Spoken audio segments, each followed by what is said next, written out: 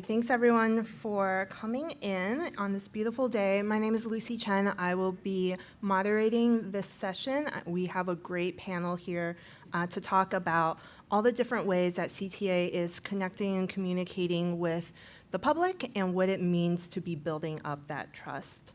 So these are our lovely panelists, not seated in order, but the pictures will help. I will let each of them introduce themselves as they give their introductory presentation, and then we'll follow that up with a moderated discussion and then Q&A from the audience. We are still waiting on Dr. Kirk to come in, so ignore him when he sneaks in. And with that, I will pass it off to Eric to kick us off. Hi all. Is this working?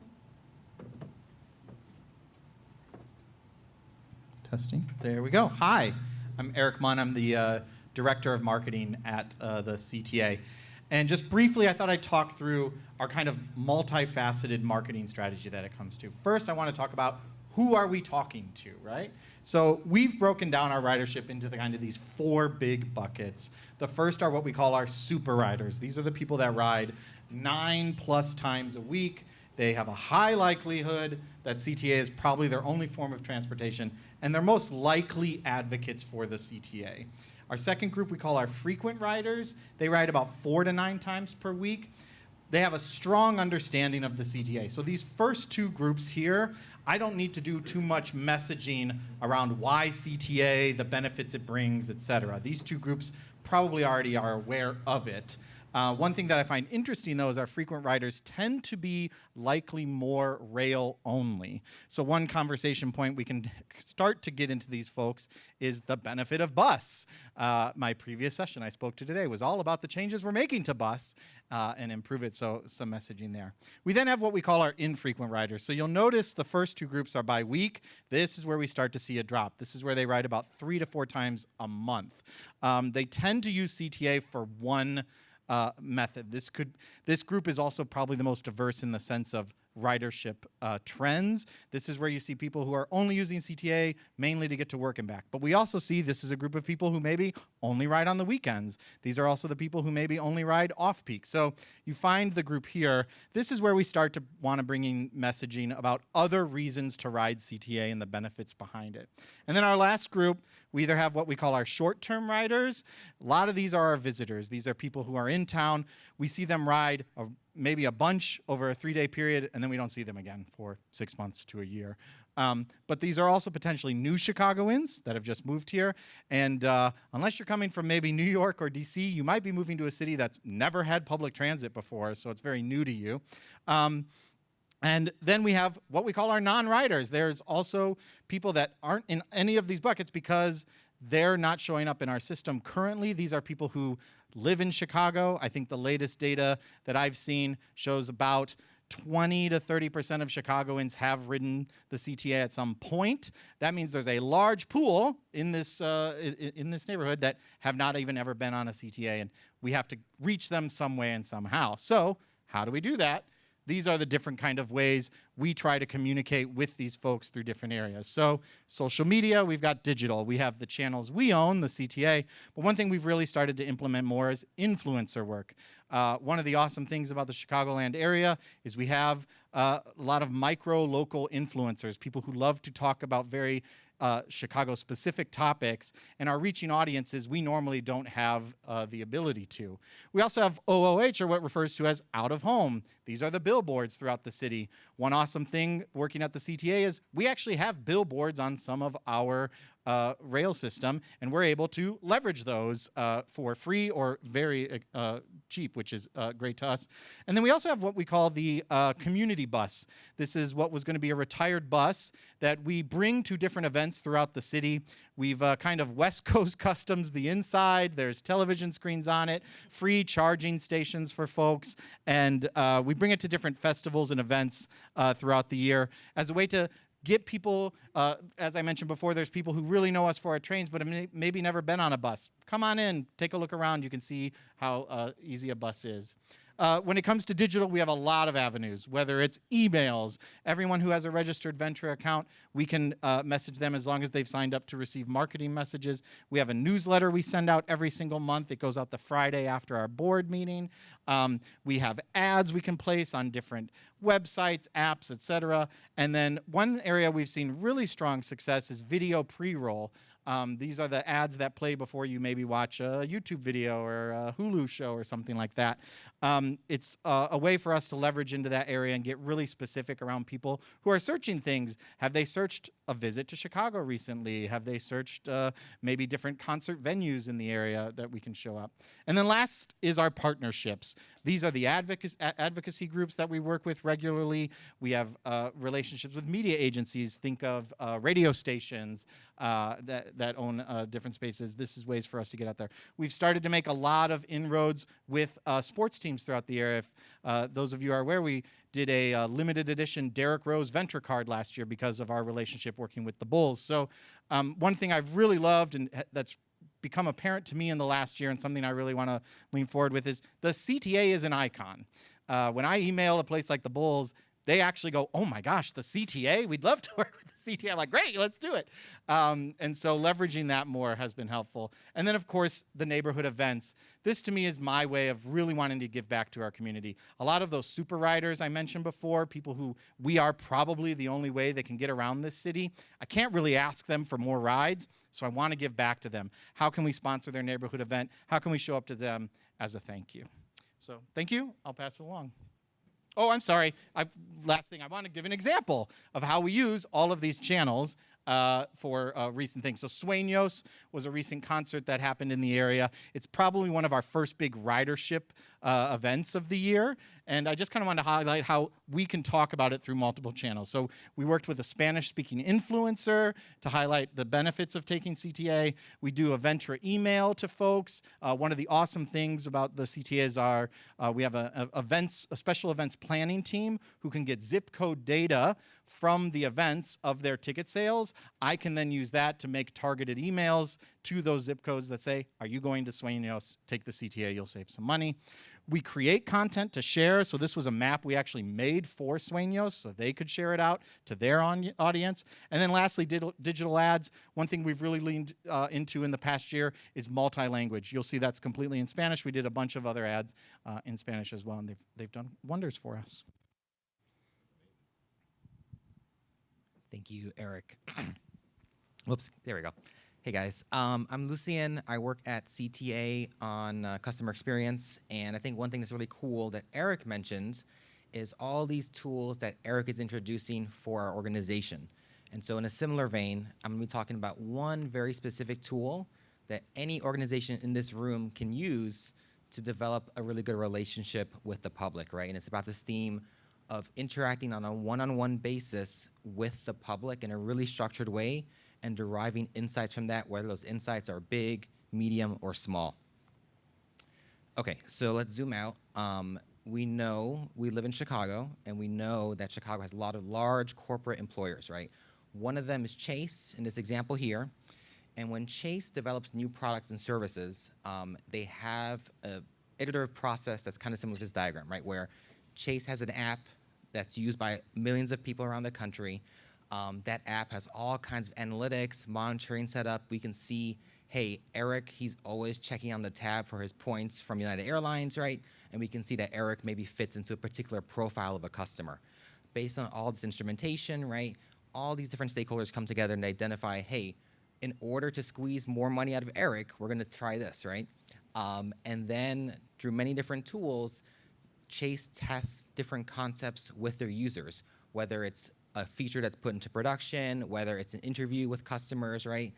And then eventually they identify which of those features are winners, and the winners become permanent and the cycle repeats, right? And so if we zoom out, it's like, okay, which part of the process can we start to introduce into CTA to try to replicate these benefits of these direct interactions with the users of the service, right? And I think one thing that really stands out too is in Chicago, there's also a lot of consumer packaged goods companies like Kraft Heinz, Kimberly-Clark. And so those companies, they particularly index on folks that do ethnographic research where their whole job is to go into people's homes and see how they use those Kimberly-Clark toiletries, toilet paper, all those products, and understand how can Kimberly-Clark better serve those people, right? So we already have in the private sector this atmosphere of super detailed research and understanding how a product fits in people's lives. We also want public transit to have that same level of depth and relationship with the users, right? And so we're really zooming in here for this one project. I want to talk about testing these conceptual changes with users. And so this leads us to this initiative that anyone can search for called the CTA Rider Lab. And so what is CTA Rider Lab? We are the chance for anyone to sign up to participate in behind-the-scenes projects. Anyone can sign up, you enter in some information, and you get invited to future opportunities to test stuff behind the scenes. You also get compensated, right? So people's time is valuable, especially folks that maybe aren't inherently nerdy about transit, right? We want to incentivize those folks to participate. So we are able to issue gift cards for people that complete a study. That's awesome.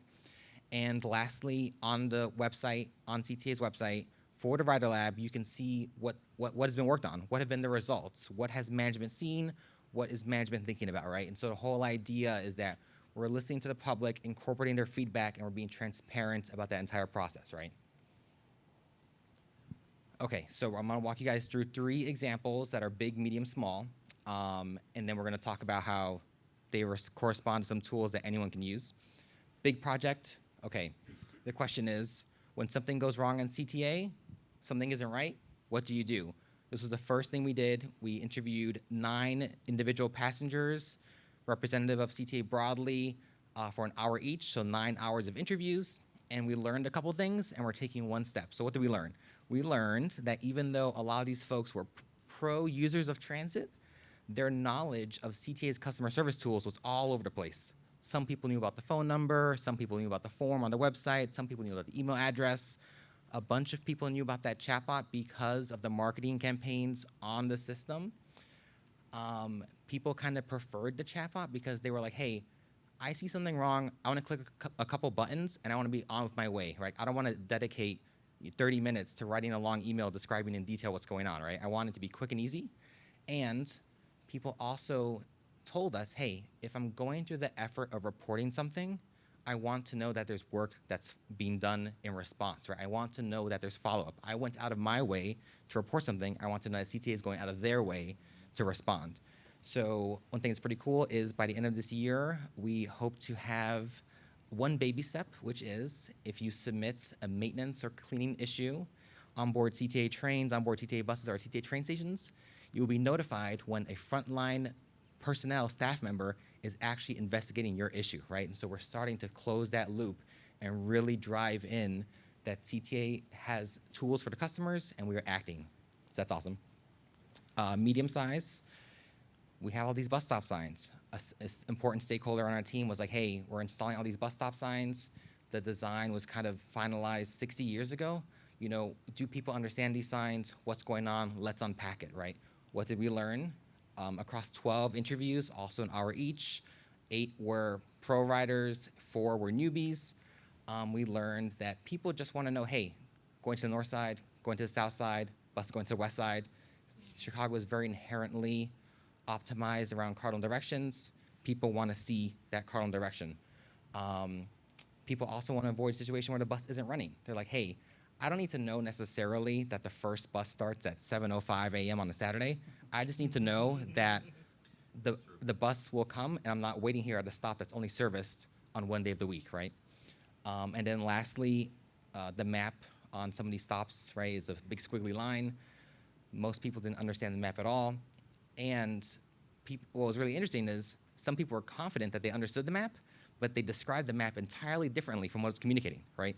So what we need to do now is we need to unpack these different levers that have been identified as opportunities, and we're going to be testing these new levers at a bunch of different bus stops, and we're going to do another round of feedback with more members of the public, where we're going to walk to all these different stops and understand, okay, now we're in the real world. We're not on a video screen anymore on a video call.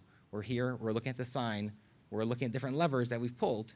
Which levers make sense, and how can we synthesize the feedback from all these different touch points into a better design overall? Now, one that's really small is that chatbot, right? The team that maintains the chatbot today, they were like, hey, we know some of these button labels don't make sense. What should a better button label be? And so this was a really simple study where a bunch of people were invited to look at different options for how to describe certain issues. And we learned that, hey, drinking alcohol in the system is not really disruptive behavior. It's more like passenger behavior, right? And we also learned that people want to report when the bus didn't pick them up, and they weren't going to employee feedback, right? Then they weren't really going to service delays. Some of them were, some of them weren't. It was all over the place. And so we learned that we need to describe the words like, hey, the bus didn't stop. And so wrapping this all up, what are the ingredients for another organization that wants to do something like this, right? We got to have some stakeholders that want to ask questions, right? We have to have other partners in your organization that are curious about what's going on for different reasons. Then you have to find maybe a process to compensate these users, because regular members of the public aren't necessarily interested in streetway design or transit service design, right? They just want to know, hey, I'm going to my destination, I want it to work. And then we also need to invest in staff that can facilitate and synthesize all these findings. And if you need help with that, we worked with an org called US Digital Response that actually conducted a lot of this work for us in the beginning and helped us upskill some of our team members so that we can bring this capability in-house, right? These folks are awesome. It's mostly members from the folks in the private sector who want to help make government better, right? And so we were able to work with them and partner with them to test stuff out and to bring the capability in-house for our organization, which is awesome, right? And then lastly, we need to also have an appetite for action, right? We need to be able to turn these insights that we're learning into a next step, into a follow-up, so we can deliver for the public. Anyone can check out the website, transchicago.com/riderlab. You can Google it. It comes up as well. On the website, you can sign up. On the website, you can see the board with all the projects that have been completed, some stuff on the upcoming radar. Check it out. Here's my email if anyone wants to have any follow-up questions. Otherwise, I'll be here on the panel. Thank you.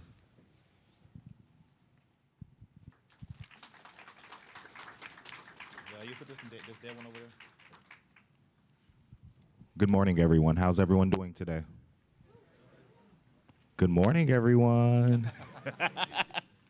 Good morning. My name is Adonnis Platt. I'm an urban grower and policy advocate at Grow Greater Englewood. We're a nonprofit based in the Englewood neighborhood. Excited to talk about the Transportation Equity Network with you guys. I'm Dr. Kirk Harris. I'm a consultant for Endeleo Institute. We're a 10-member, and the Endeleo Institute is an affiliate of Trinity United Church of Christ, which is doing a large-scale development along the 95th Street corridor, a plan that was approved last February. So it's a pleasure to be here. Good morning, everybody. Good morning, everybody. My name is Jason Meter. I'm the Senior Manager for Bus Strategic Planning at CTA. I work with Adonnis, Kirk, and my CTA colleagues up here regularly to implement bus priority infrastructure improvements. And we'll talk a little bit more about how we all work together to make that happen. So for those of you who do not know about the Transportation Equity Network, it's a coalition of community groups, equitable transportation advocates, civic organizations, and other stakeholders in Chicago and the suburban Cook area. And the idea is that we serve as a kind of a body that is kind of engaged with decision makers related to racial equity and mobility justice in transportation, with the idea that communities should play a significant role in the decision-making and the investment patterns associated with transportation. And so, as you guys see, the goals are listed above on this board. One of them being bringing a racial equity lens, building capacity for CBOs to discuss transportation needs with community members within their community organization, and then improve that government/community collaboration through those suggested policy shifts. And so, what that looks like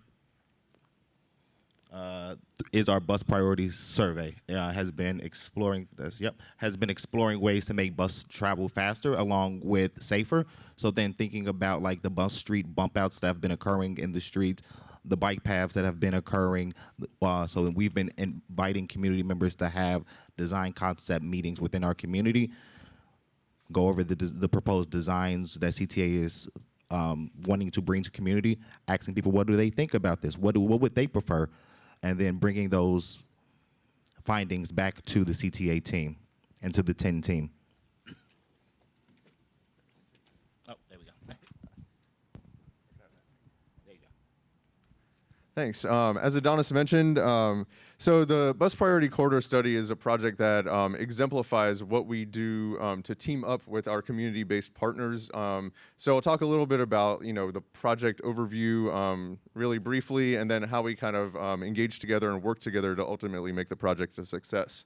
The Bus Priority Corridor Study, unlike other initiatives that CTA works on, depends even more on external partnerships and buy-in because it's infrastructure focused as opposed to being just service focused. So that means we need to work together with the DOT, who owns the streets, the community-based organizations whose neighborhoods and communities these streets run through, and also our marketing teams internally at CTA to help us get the word out about the public meetings, and really there's a lot of moving pieces to get this to be an ultimately successful project. So as you see here, this project is studying 5 corridors end-to-end for bus priority improvements. So Pulaski, Fullerton, Western, 55th, and Cottage Grove, we're looking for as much continuous bus lane as possible. And then there'll be another concept that's a little bit more lighter touch with pinch points, queue jump improvements, and things like that. What's notable is that these were selected out of the Better Streets for Buses plan, which was developed with CDOT a few years ago, that identified 17 corridors for priority based on community input. We narrowed it down to 5. Again, because of community input, we knew that these connected key points, key neighborhoods, and just on an average weekday, these 5 alone serve over 85,000 customers. So as far as outcomes, we'll have 2 end-to-end concepts that we will then look to advance to design and construction.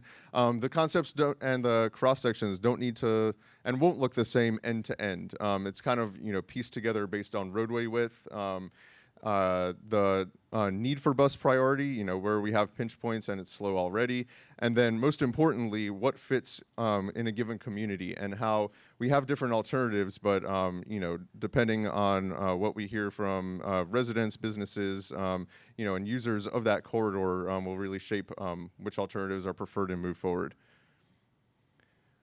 So our public engagement focus thus far has been pretty high level, just out on conceptual level, benefits and trade-offs. For example, way that street space is allocated.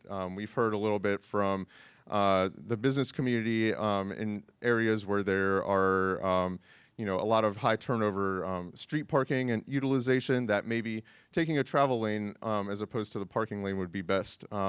In an industrial corridor where there's lots of large truck movements and high congestion, perhaps repurposing the parking to a bus lane and maintaining that through traffic capacity is what's most important. So we have data, we know the existing land uses, but hearing from people in the community and the lived experiences that we don't have covering all 60 plus miles of these corridors end to end, is really vital in knowing what works best where, and again, to get that community support because it's something that actually works for the community.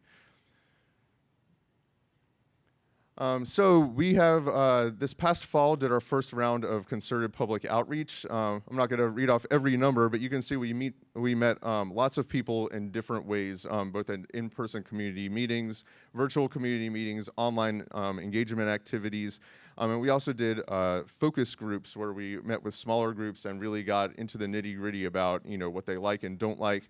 And it was with our 10 partnership that we were able to help recruit a very diverse group of members at all of these different events to kind of get as much valuable feedback as we can from people of different demographics and experiences and different geographic locations around the city of Chicago. So we, had existing conditions, again, based on data and research that we had done with our consultants. But again, we wanted to calibrate and make sure that that was actually reflected accurately, the lived experiences. And then we also had concept designs based on what could fit within a given roadway width at any segment along the corridor, and then got the feedback based on, what we heard from the community. Everything was in English and Spanish, and I should mention that we did the online activity that we did that kind of walked people through the different steps or the different components of the project, and then kind of prompted questions and feedback.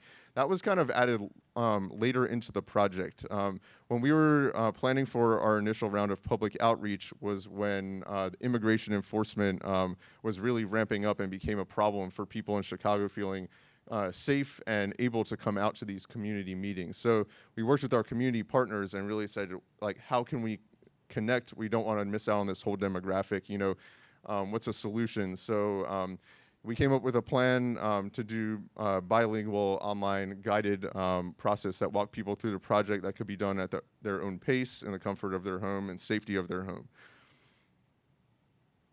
So just to kind of level set what we're talking about at all, here's an example of a center running concept that, presumably the existing condition had 2 lanes of traffic and a parking lane to start with. So this is one alternative. Within that same cross section, we also looked at maintaining parking, repurposing a travel lane, and not having center running. So there were multiple concepts for every corridor we looked at, but this is just kind of the street space reallocation that we were looking at doing. We also heard a lot about bus stop amenities were very important. So we really wanted to kind of dive into, explaining. Part of it is educating that we need a certain amount of space for a certain type of amenities. So then again, it's the trade-off. If you want a nice bus shelter with seating area and more amenities, then are you willing to give up a couple of parking spaces for that? And in some cases, the answer is yes. In others, maybe not so much. So that's exactly what we wanted to hear, on a corridor by corridor, neighborhood by neighborhood basis. So here's just a little preview of that online survey that we did, and it was more than a survey. It really actually walked people through what we're trying to accomplish and explain things to really solicit that valuable feedback that we can use to inform our design. Just a few things that we heard at the community meetings. There was a huge amount of support for prioritizing the bus in general. Bus lanes, people were excited about them. There was really prioritizing the speed and reliability was key to most people that we spoke with.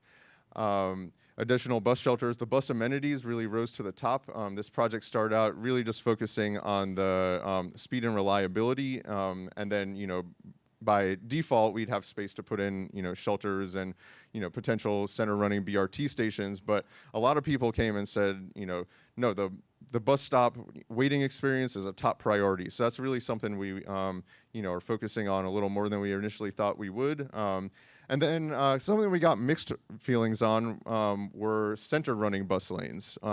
Coming into this, we were showing pictures from other cities and things like that. But in Chicago, because we don't have center running buses, some feedback which was surprising to me, but makes sense in retrospect, is that people equate waiting for a bus in the middle of the street to be a similar experience to waiting for the L in the middle of the Dan Ryan or the Kennedy. And so now we, it's not quite the same, fortunately, or wouldn't be. And so, we come in and, we learned from that feedback that we were getting and that reaction that we were getting that, oh, there's an education component that we need to do, kind of on the onset and connecting with the community that, no, this will be much calmer, quieter, you'll have space, the traffic will be low speed, and not immediately adjacent to the platform. So that was just an interesting takeaway for me, at least.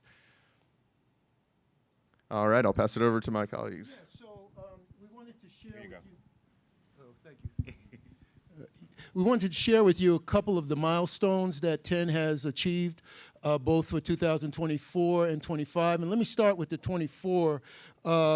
We organized a coalition of 8 CBOs on the south and northwest sides along the chosen priority corridors that we were focusing on. We also, CBOs began planning for popular education events, focusing on the Better Streets for Buses plan.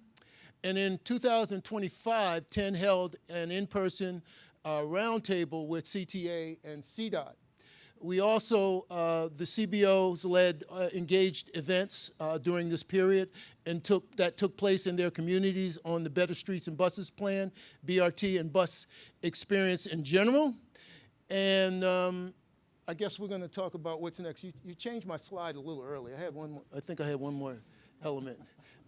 And 10 led a delegation of CBOs, CTA, and CDOT, city, and elected stakeholders on a field trip to Madison, Wisconsin, to ride their newly established BRT line. So those were the 2025 accomplishments. Now you can change the slide. Sorry about that. So what's next? We're going to continue our monthly meeting. So if you're interested, please join us in this amazing work of making impact in community. We are going to be continuing organizing on those community-based organizations, activating those communities to center those community needs to then keep reporting to our family and friends over at CTA to make great improvements in our systems, and then integrating concepts such as that anti-displacement into these future discussions, because we see that the city is shifting in new ways. Thank you. And then please scan the QR code, follow the website, do some learning, and we'll open it up. Q&A. Great.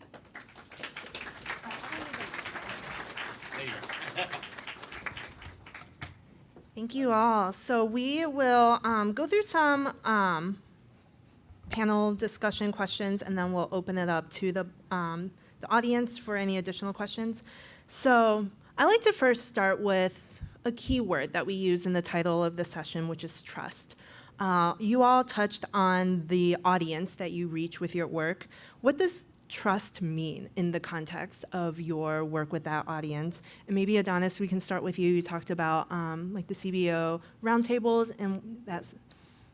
So again, my organization is called Grow Greater Englewood. We're located in the Englewood neighborhood, and we've been working on the Englewood Nature Trail, which is a transportation-based elevated nature trail, and we've hosted a number of design charrettes with community to educate, inform, and talk about how these designs are going to what these designs look like, and then what do they prefer within these designs, and then coming back doing more charrettes back and forth for about 2 years on just the nature trail. And so like having that background, that's what has built trust, because then people are like, oh, you actually hear what we're talking about, care to report back out, like the CTA marketing man said, that hey, this is like, this then builds that further trust for people to be more engaged in that project. Also, I'm an urban farmer, so I'm in a lot of people's homes gardening and teaching them how to grow food.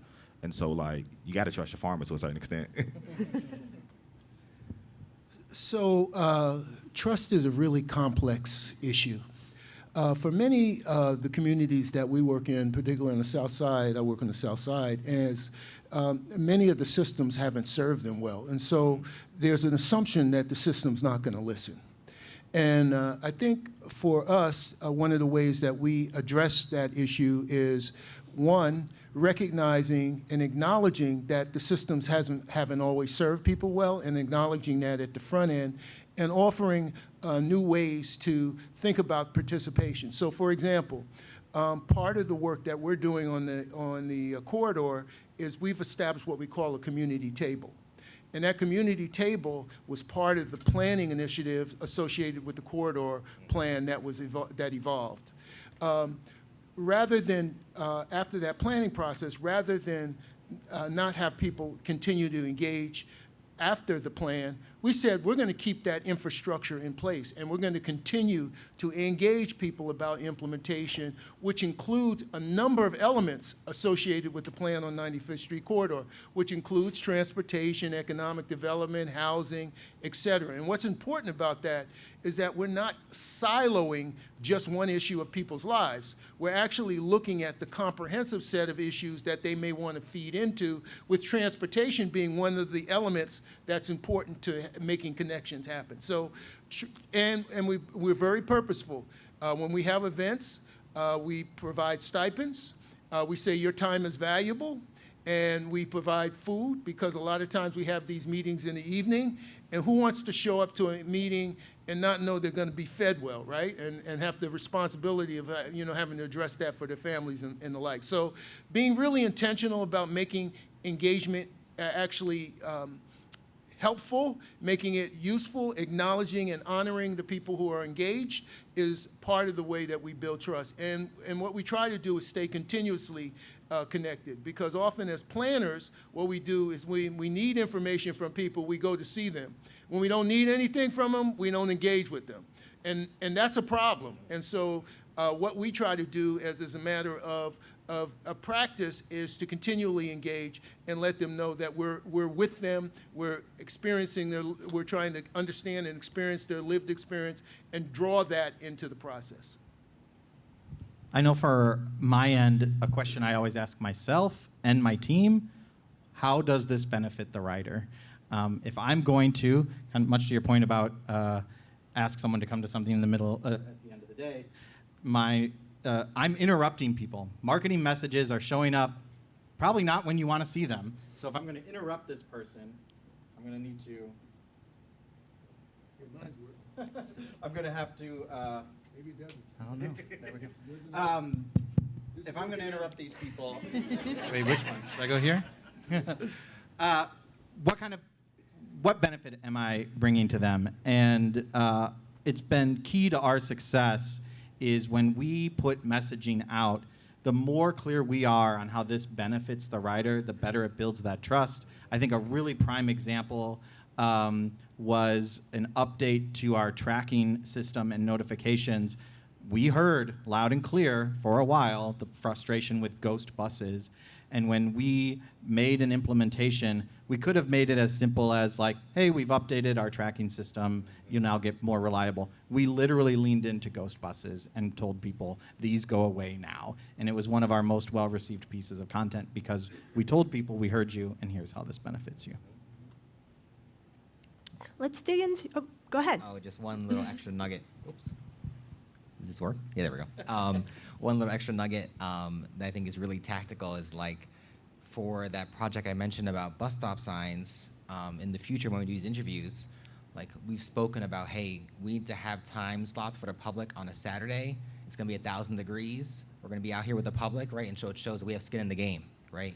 And so it's not just we're asking someone to log into a video call, but we are out there, we're taking that step to be with them. And I think that also applies to a lot of the work that we do with our employees, our frontline employees, where we're not asking them to come down to headquarters, we're not asking them to hop on a video call, we're showing up in their work location, in their break room, and we're showing that we have skin in the game with them too, right? And so I think that kind of changes the dynamic and really sets a really positive tone.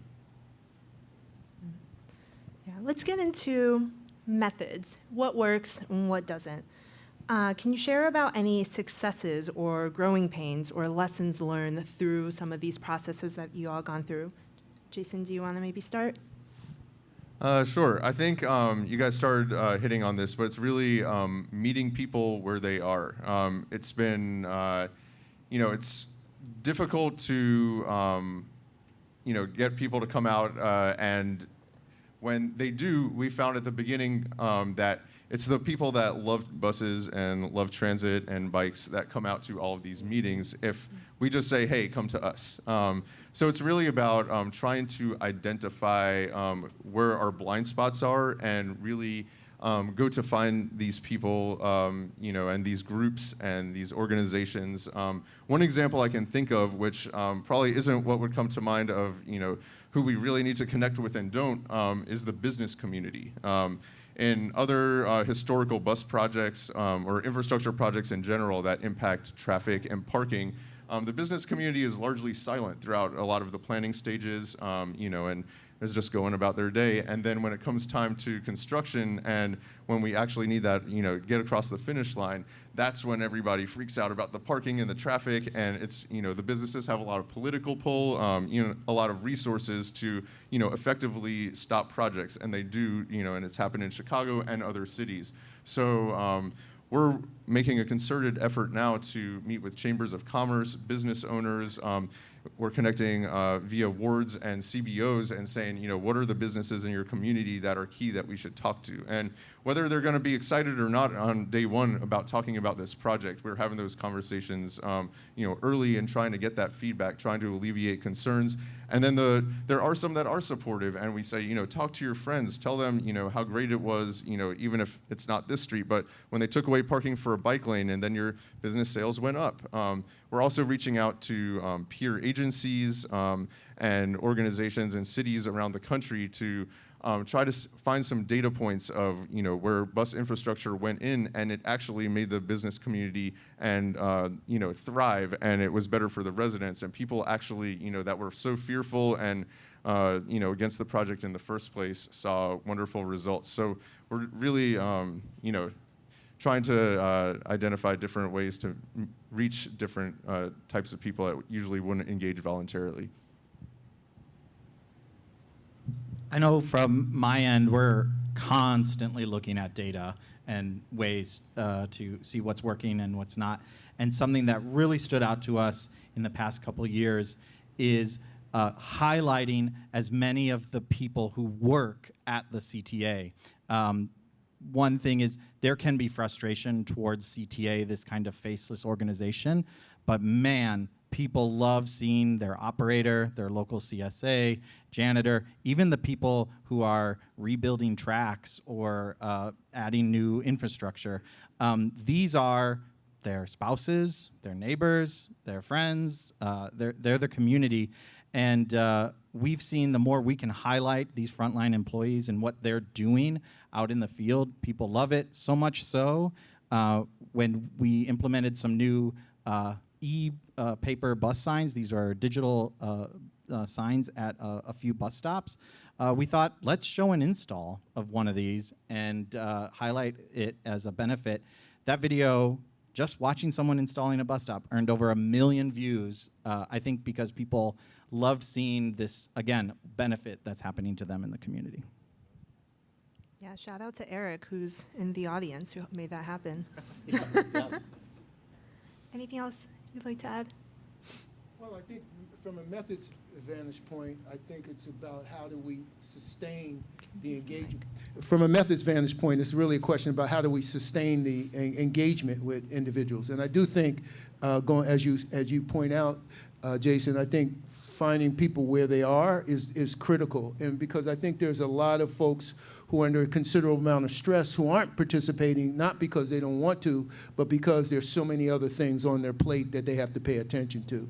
And so, and that's why one of the things that we do with our community table is we have the community table members act as conduits for reaching into the community. So when an individual participates on the community table, they not only have a responsibility for showing up for themselves, but they have a responsibility of actually engaging other community members in the process, informing them, because neighbors talking to neighbors is really how things actually manifest.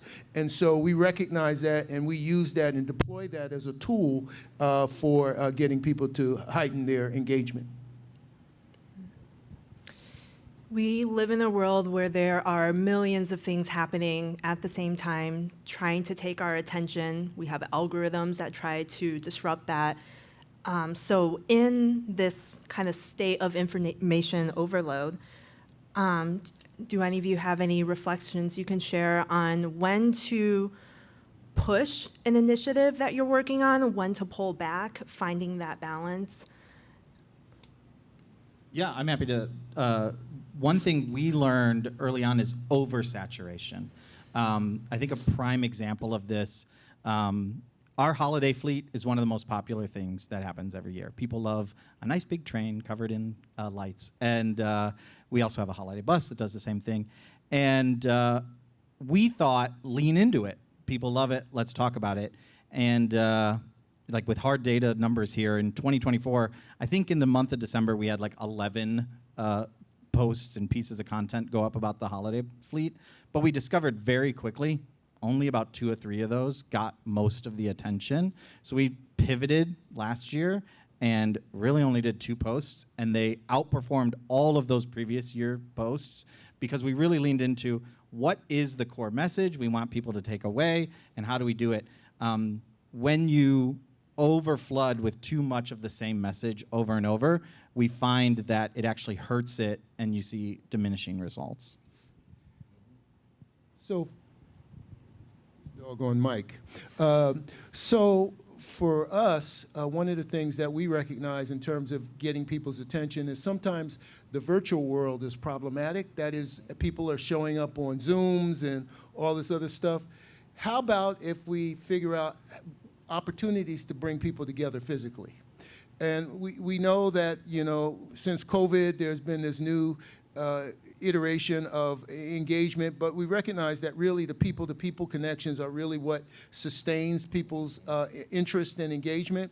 And so we try to find opportunities for celebrations in which we bring people into the mix, so it's not about them having to answer any questions or be involved in any particular study, but they're just here socializing, connecting, and recognizing that they're part of a larger community, and we love to support that kind of community and social, you know, social capital building. So that we try to be intentional with that and try to find opportunities.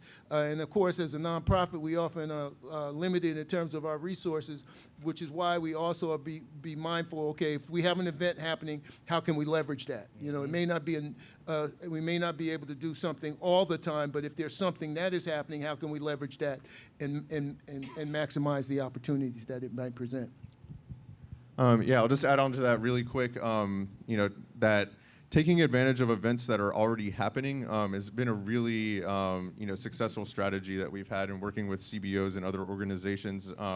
You know, it makes people feel less you know, compelled to like you said, you know, have, you know, answer questions or say something, but still be aware of the project and have that space and opportunity to weigh in, give feedback. You know, just examples. Earlier this week, I was at the Humboldt Park Town Hall hosted by the 26th Ward. It wasn't about the bus priority corridor study, but we did a presentation on it, heard from community members, answered some questions.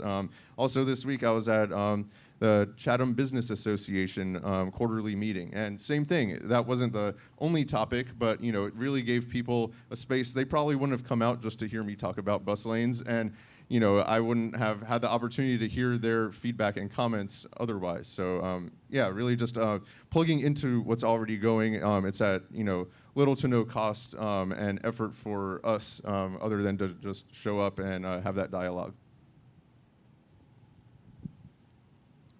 Awesome. Yeah. So great transition to the next topic I want to talk about, which is working together, having that alignment between different organizations. So one thing I'm curious to see if you, through your work, have heard about types of information that members of the public will ask for that CTA advocates or community leaders could better communicate. Are there any knowledge gaps that you've noticed? And if there are, how do we navigate that? How do we find the balance between over-explaining something or, you know, maybe leaving too many gaps for people to fill in themselves? I think one thing that's important is to start with the why. Like, why are we doing this project, and what is our end goal? And like, what I mean by that is that the end goal isn't bus lanes. The end goal is better transportation for your community on this route. You know, the end goal is that this will, you know, have a positive economic impact on your neighborhood and on the city. You know, so really just to like kind of get at, you know, the long game, the higher level, what are we doing, just to level set before we start getting into, you know, trade-offs and the specific designs. For ourselves, I would say slowing down to bring community members up to speed on terminology, how these things impact them, how they looked historically, and then where are we moving forward together on these initiatives excuse me, while slowing down, and because you can move fast and not bring a lot of people with you, but if you slow down, you can bring a whole lot more people with you. And so taking that framework on as we are sharing information, inviting community members to these meetings, and then steadily engaging them throughout the year at different opportunity points.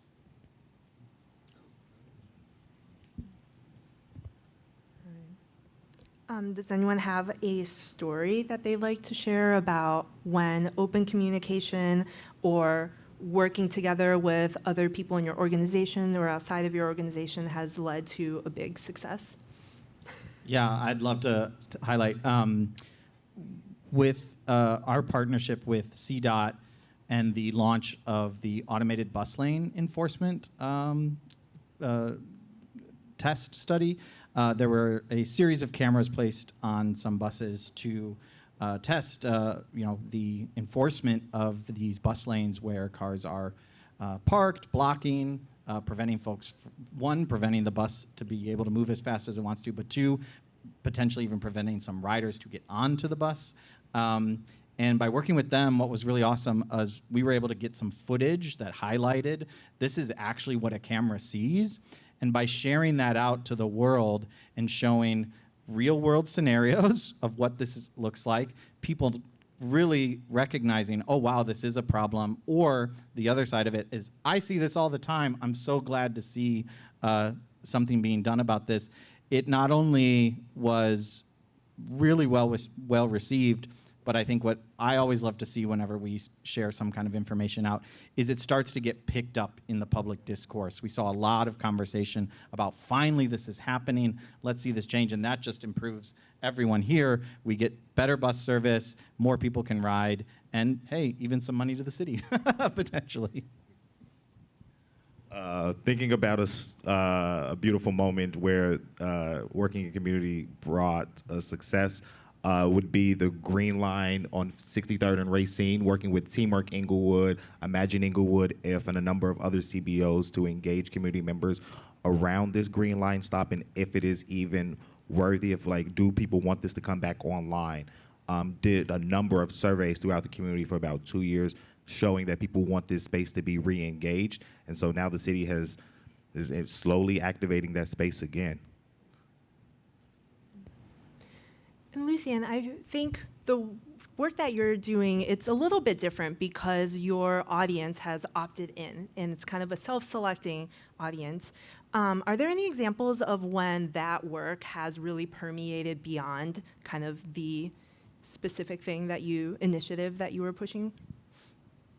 I think the first thing that comes to mind when you talk about our self-selected audience, which is a little bit of a deviation from your question, is I think it's important for us to talk about how there's like this inherent tension between the people that self-select into our group and the people that we want to reach, right? Where it's like many people can sign up on the website and land in our group, but there are also many people out there where there's an ocean between us and them, even though right now they're on the bus, right?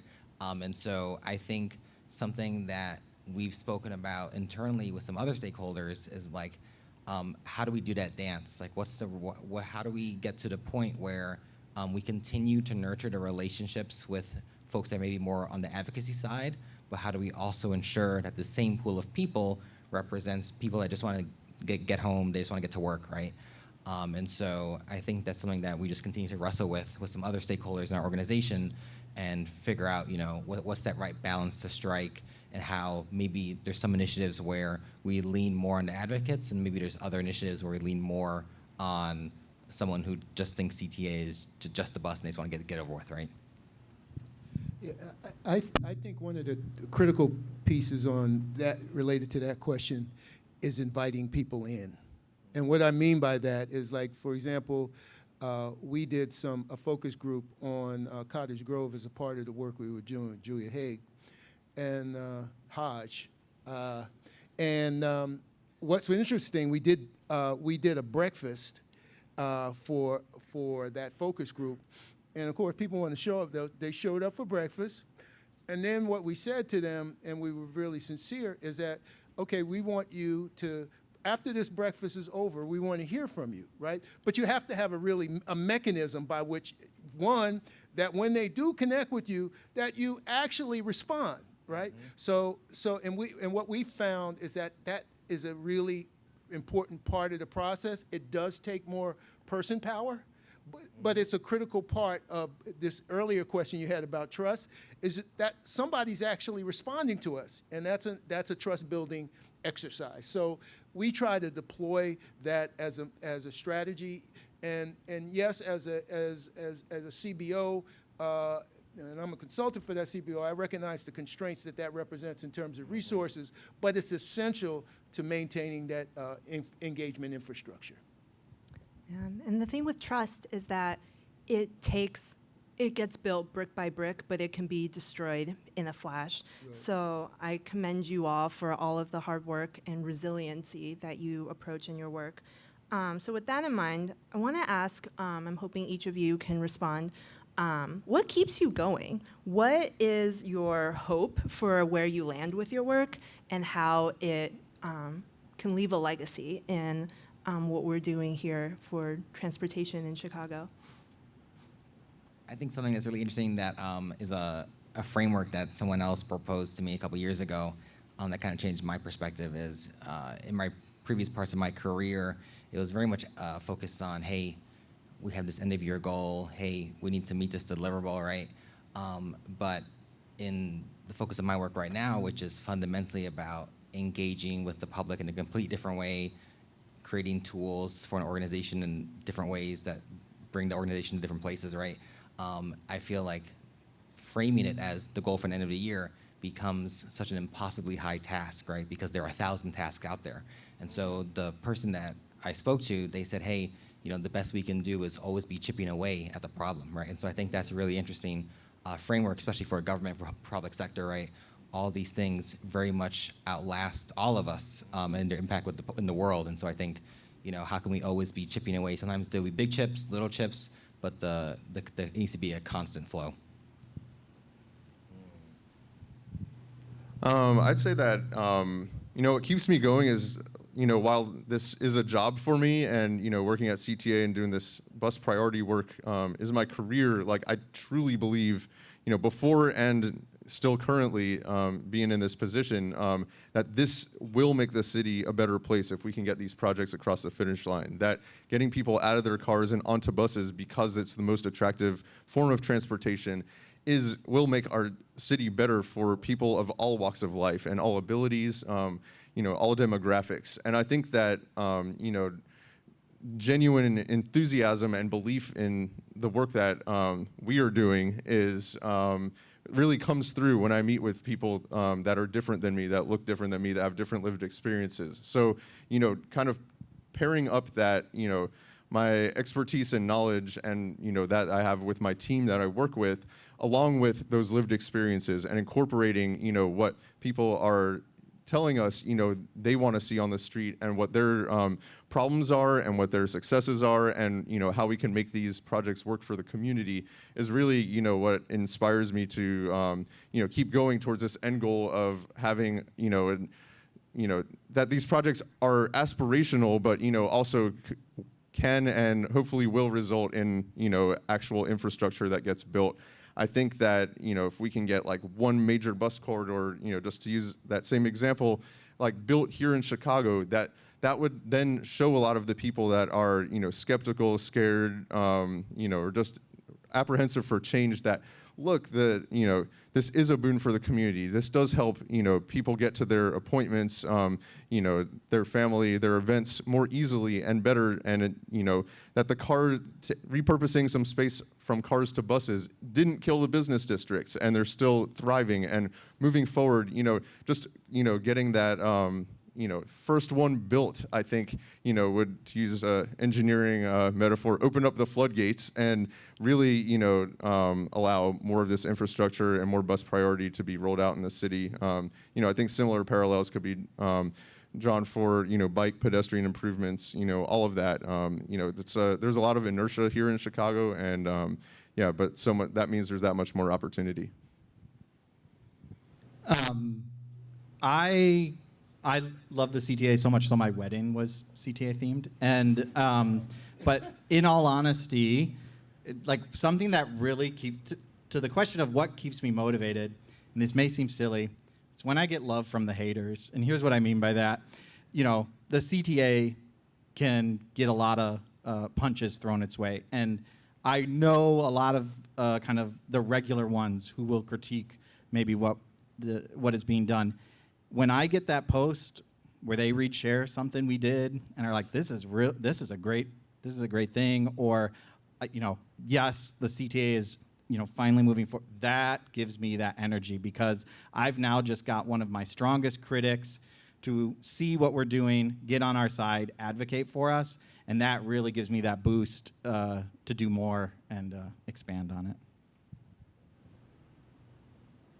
How are we making, for myself, what keeps me motivated is this indigenous thought that I was taught a number of years ago while doing some restorative justice training.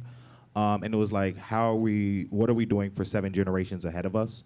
And so like, how are we making the world better for 7 generations ahead of us? And so then I take that into all the work that I do, from agriculture to transportation, is like, how is this infrastructure project gonna improve for 7 generations? If it lasts that long, will it last for 7 generations? So then thinking the long-term vision of like, how do these improvements, are they improving our community? Are they bringing us closer together? Or are they pulling us apart? Well, I think this is a really interesting question for me, because I believe that planning is, in fact, an aspirational exercise. Mm-hmm. And what encourages me, particularly as I work with the community that I'm working with, is when I am able to help communities vision their future and they begin to talk about what that future looks like. Because for many of the communities that I have had experience working with, they're so caught in the quagmire of inequality and the challenges associated with that.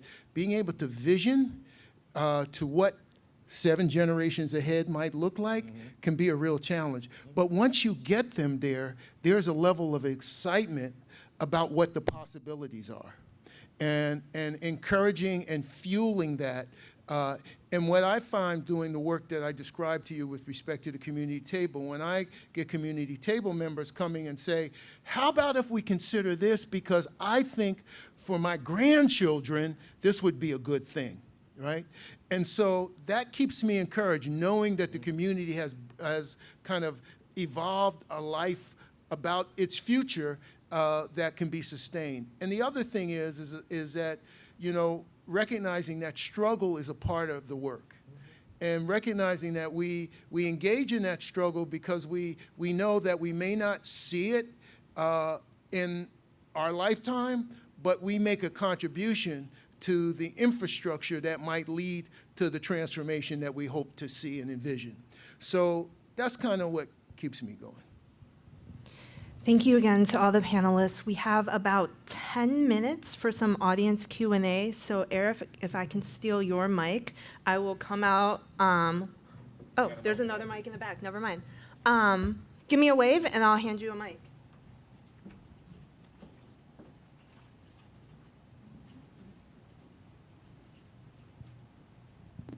We love questions. Don't be afraid. Hi, and apologies if I'm misremembering the statistic, but I recall many years ago hearing something about like how like maybe 20% of CTA riders had only been riding for like a year, which another way of sort of looking at that is that like 20% of CTA riders turn over every year. And it was really sort of scary to see that statistic, like, oh my gosh, that means next year if we don't do anything, we're going to lose 20% of our riders. You know? But at the same time, it's almost like it's an opportunity. It's a real big opportunity because it means that like there's this constant renewal going on and a constant opportunity to change people's perceptions, to make good first impressions another time. And that what you're doing to do that will also maybe encourage other people who haven't been riding to ride. And I don't know if that statistic, if you know anything about that, or if that sort of philosophy maybe has relevance to the work that you've talked about today. It seemed like there was a synergy there to me, but I just wanted to hear some of your impressions about that too. I wasn't aware of that statistic. That is not entirely surprising, though. I think while there's there's new residents and newcomers to the city that maybe are replacing some of those riders.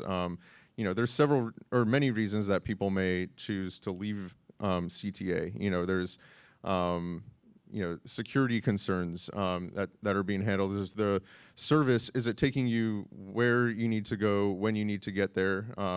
There's the from the infrastructure and reliability side, is it, if the bus or train is the slowest and way to get there, and they're bunched, and you can't depend on a reliable travel time, that's when somebody calls an Uber. So I think that chipping away at these problems from all the different angles is how we retain the customers that we do join the system, and then we'll have that upward trend. One thing that we've seen that's actually pretty interesting that we're starting to unpack is like I'm a firm believer that every time someone steps on the bus, that it's our chance to shine, regardless if you've been burned in the past, right?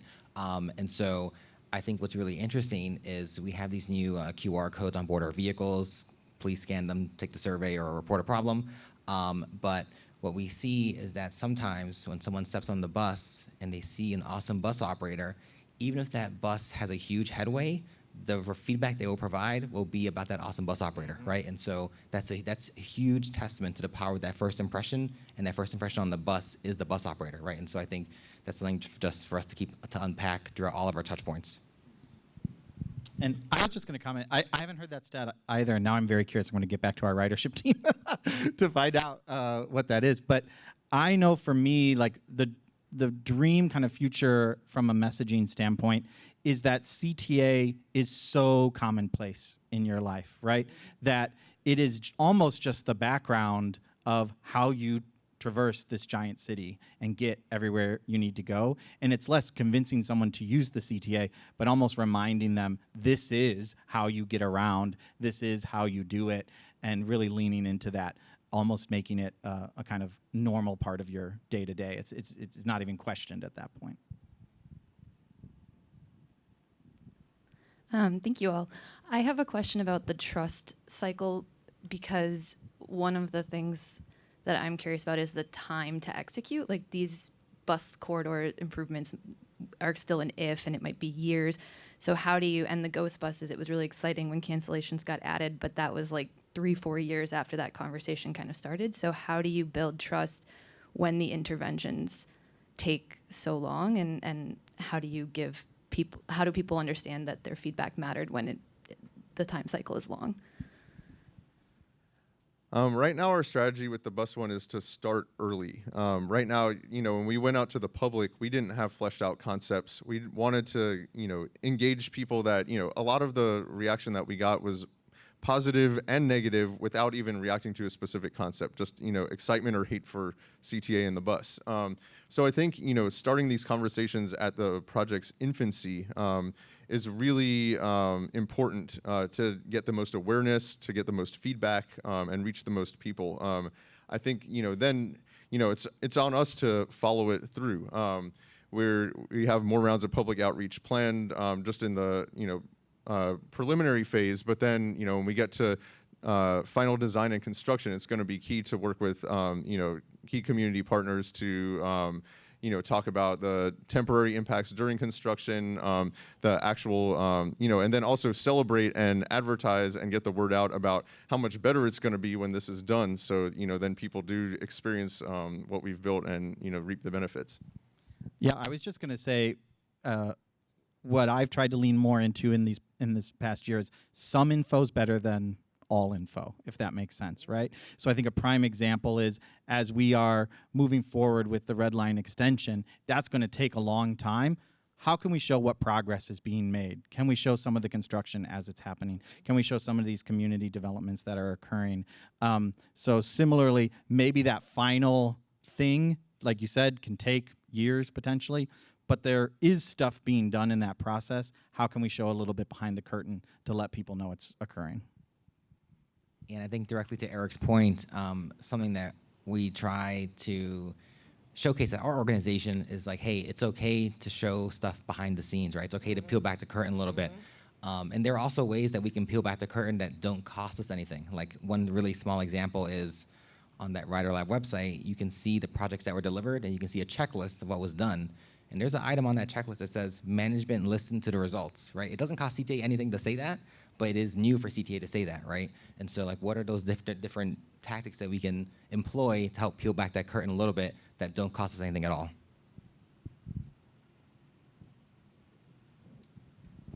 Hi, thanks so much. One of the things that can really break down trust very, very quickly, especially with super riders, is when you have an emergent situation. I think it was like Wednesday night, evening rush, trains were, signals were down, trains were stalled in the loop, people are stranded, platforms are crowding. How does CTA approach those situations, improving communication there and rebuilding that trust and giving people an avenue to get where they need to go? Yeah, I think it's learning more about, to the point made earlier, reach them where they are, right? And so having better communication with the control center and the stations. How are we getting information out to CSAs? How are we getting information out to folks so that people are aware?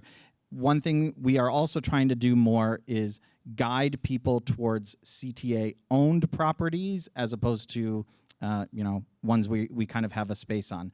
As Lucy mentioned before, unfortunately, a lot of social media at this point is algorithm-based, and our concern of using those platforms as ways to provide customer information, especially timely alerts, you do not know when that algorithm is going to decide to let that information be shown.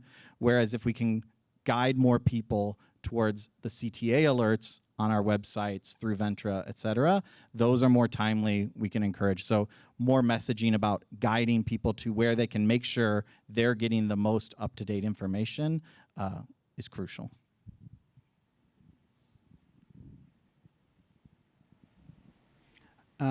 Bus priority is notoriously difficult to achieve, given all of the different stakeholders.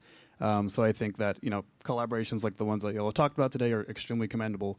My mind turns to NIDA and the kind of potential for a more centralized planning process, which I think could, on the one hand, certainly break down some of the barriers towards deploying some of this infrastructure. But on the other hand, I could see clashing with a more kind of community-led or customer-led approach. So I was wondering what your thoughts are on that. Hello. I think it could, be complementary. A lot of the work that we have, while it is, similar and overlaps with PACE, for instance, in this, when it comes to buses, the communities we're talking about are, on these specific corridors. So, if we have the support and, backing and marketing and outreach that NIDA could lend to that whole discussion, that would be great. It will amplify our voice. On the other hand, I don't foresee, resources or the work that we're doing, with the community-based organizations and on a neighborhood and block level, getting pulled away from us either. That'll still be important just because we're thinking about everything regionally, and so it's going to be, these high-level discussions, getting the word out at a high, to everybody, but that doesn't mean that it's going to be at a loss or detriment to anything we're doing on a micro level. I think we can do one more. I was just thinking of some of the strategies of getting people back on the bus, kind of trying it, and people love free samples. So I was curious if you ever do like a daily ride kind of ticket at community events or something like that, or if folks move into the neighborhood, like sending mailers of here's what your local stop is like, here's how you can ride, things like that. We have done mailers. It is something that has been around for a long time. Back when before Ventra, even we would do a way to welcome people to the neighborhood with the CTA card. We've moved a little way from giving an actual card because one of the benefits, to me, I want to make the process as easy as possible. And since tap to pay is available on all CTA buses, we've now made it simple postcard that says, hey, come try us. It's literally $250, right? Come check us out and tap. So we do that. As for free rides, unfortunately, there are government ethics rules in place where we're not allowed to give free rides. However, the way to work with that is through sponsorship. So you may know of like the New Year's Eve, we give the pennies rides. That's through a sponsorship with a brand who helps cover that cost. So that is one area we're looking into, is how can we work with potential sponsors to offer free rides to specific communities, areas, different types of riders, et cetera. Great. Well, I don't want to be the one holding you back from lunch, so thank you all for coming to this session. Let's give our panelists another round of applause.